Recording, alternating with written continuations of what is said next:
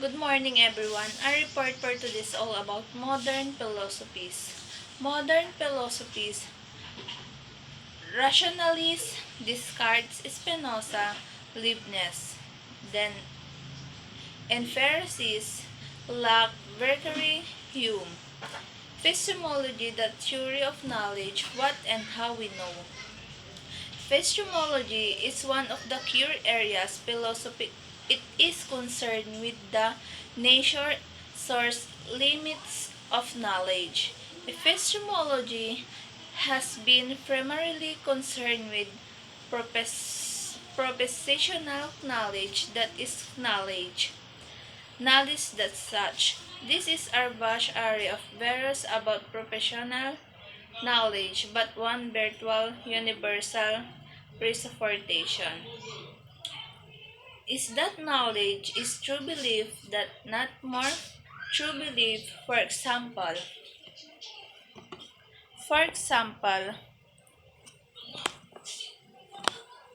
for example, lucky guess the true beliefs resulting from wishful thinking are not knowledge. Thus, a central question in epistemology is how do we know what we know is true and what is the difference between knowledge, belief, and truth. Thought. Proposition. Thoughts, knowledge, and beliefs. Modern philosophy. René Descartes.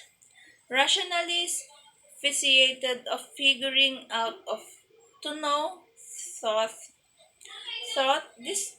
this construction reduction. He eliminates everything to get a criterion of truth,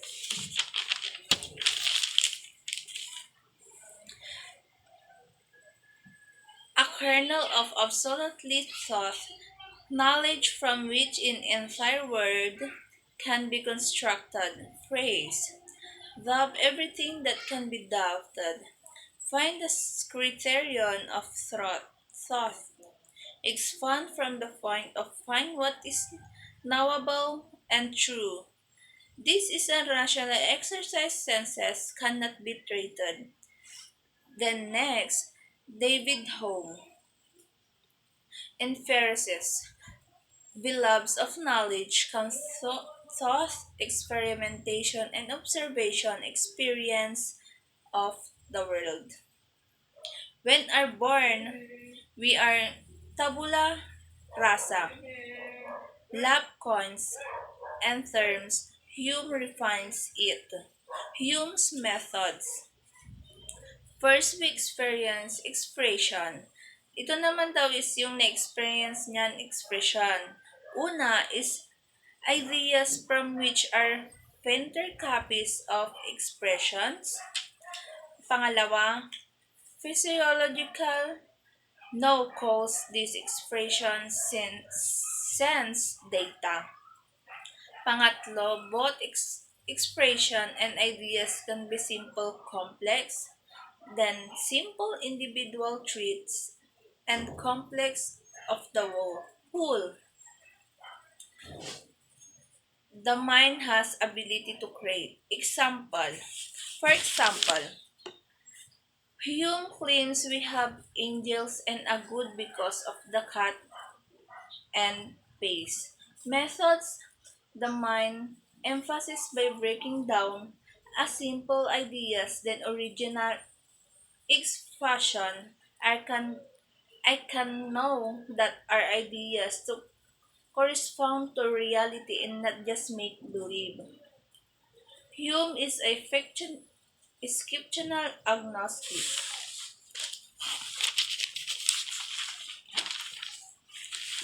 The next, Hume demonstrates Descartes. God is an infinite perfect being, an opponent Descartes. No one has experienced infinity, it is imaginary. Perfection cannot even define for everybody. We force on limited, imperfect reality, remove realistic contracts. Dito naman, ang ibig sabihin ni Hume construct Descartes is hindi lahat ng tao is perfecto. Dahil lahat naman tayo is nagkakamali. May mga nagkakamali na pwede ding itama. Sabi nga nila, walang taong perfecto. Lahat is nagkakamali. Then next, Immanuel Kant synthesized rationalism and experientism, said both are partly right and wrong. Look the right part from each. All knowledge come from experience, but reason determines how we perceive reality. Nabanggit dito experience. Knowledge come from experience and reason. Sabi dito, napagdaanan is knowledge, ang napagdaanan experience, reason. Dahil marami tayong, kumbaga, habang tayo nag-aaral is marami tayong naging experience or naging rason para matapos tayo, para maabot natin ang ating mga pangarap at maging inspirasyon. Then we need keep mind human. Perception, a thing in itself has thing for us. Then we cannot bathe our humanistic filter. Then disagrees of the Hume at concession and says that in rational structure of mind at work we applying meaning. The last, Kant ethics based of the categorical imperative. Act of the maxim of your action, thought your will won't become the law of nature. Then the next report is postmodern philosophy. Postmodernism, a general or-ranging term which is applied to literature's art, philosophy, architecture, fiction and culture, and literacy criticism, among others. A reaction to the assume certainly of scientific or objective afford to explain reality. Next is pose. What is pose? Pose because it is denies to existence of any ultimate principles, and its lack of criticism of them being scientific, physiological, of religious thought, with which explain everything for everybody and characteristics of the cold modern mind. Dito naman is pinapagang modern mind is utak. Then, the paradox of the postmodern position that in placing all principles under the scrutiny of its skepticism, it must realize that even its own principles are not beyond questioning. Pangalawa is postmodernism is both of historical, chronological nation and piso- philosophical ideology. Postmodernism is primarily a reinterpretation of what knowledge is what count of know. It presents a form of cultural relativism about such thing and reality, thought, reason, value, linguistic meaning, self, and nation. Next is postmodern, postmodernism, modernity. Postmodern, a generic term that can be used to refer either to postmodernism or part modernity. Postmodernity, a term that refers to the historical period after modernity as more especially. Seen the sequence prehistory, ancient times, medieval period, modernity, and postmodernity. The next is postmodernity is a term that refers of self conscious cultural movements in literature, art. Kumbaga dito pinapaganatan ang cultural movements, literature, arts. architecture, film, philosophy, and etc. The next is